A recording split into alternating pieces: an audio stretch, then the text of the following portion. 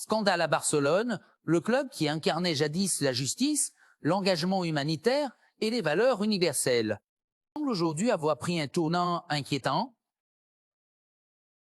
Un accord de 40 millions d'euros avec la République démocratique du Congo, un pays en proie à de graves crises humanitaires, fait aujourd'hui débat. Faut-il y voir une trahison des principes fondateurs du FC Barcelone? C'est simplement un choix stratégique dans un monde où le football est devenu un business sans limite. On décrypte ensemble ce choix controversé qui secoue la planète foot. En septembre 2006, c'est Barcelone avait conquis le cœur du monde entier en dévoilant un partenariat totalement inédit et altruiste avec le UNICEF. Pour la première fois, un club de football prestigieux acceptait non seulement d'arborer le logo de cette organisation humanitaire sur son maillot, mais en plus verser 1,5 million d'euros par an à l'UNICEF et non l'inverse. Ce geste symbolique incarnait à lui seul une époque où les valeurs primaient encore sur les enjeux économiques, où le Barça pouvait encore clamer fièrement mais ce qu'un club. Mais cette image vertueuse semble aujourd'hui appartenir au passé, le 30 juillet 2025. Le club catalan a officialisé un nouveau partenariat commercial pour le moins surprenant. Un accord de 40 millions d'euros avec la République démocratique du Congo. Ce partenariat n'apparaîtra pas sur le maillot officiel des matchs, mais sur le dos du maillot d'entraînement. Et pourtant, l'annonce a provoqué une véritable onde de choc chez les supporters et les observateurs du monde du football. Pourquoi? Parce que le contraste est saisissant. Remplacer un logo qui représentait l'enfance en détresse, la solidarité et la lutte pour les droits fondamentaux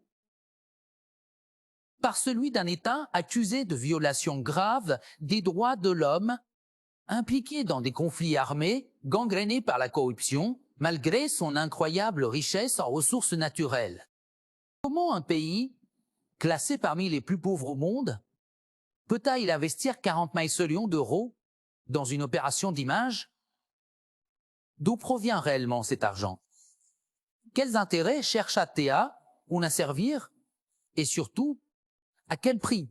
Certains y voient une tentative désespérée du gouvernement congolais pour redorer son image à l'international, utilisant le pouvoir d'attraction du FC Barcelone pour masquer ses faiblesses internes. D'autres dénoncent une forme de blanchiment d'image dans lequel le Barça, en grande difficulté financière ces dernières années, aurait vendu son âme balai pour un simple levier économique. Car oui, depuis la pandémie de 2020 et la crise financière qui a secoué les plus grands clubs européens, le Barça s'est tourné vers des solutions parfois controversées pour redresser la barre, vente de parts de ses droits TV. Activation de leviers financiers, recherche de sponsors, peu scrupuleux, etc. Ce partenariat semble être un nouvel épisode de cette fuite en avant. Le club agit désormais comme une entreprise d'image acculée, acceptant presque n'importe quelle offre, pourvu qu'elle permette de soulager les comptes et limite. Existe à Théaïl encore une frontière entre l'éthique et le business dans le football moderne? Ce choix remet profondément en question l'identité même du club, symbole de lutte pour les droits humains. Ce club engagé aux côtés des enfants vulnérables du monde entier, Barcelone est un simple outil publicitaire au service de régimes discutables. Les supporters, anciens joueurs et même observateurs internationaux se disent déçus, voire trahis par cette nouvelle orientation. Et la question centrale demeure, ce partenariat de 40 millions d'euros vaut-il la perte d'un héritage moral long de plus d'un siècle?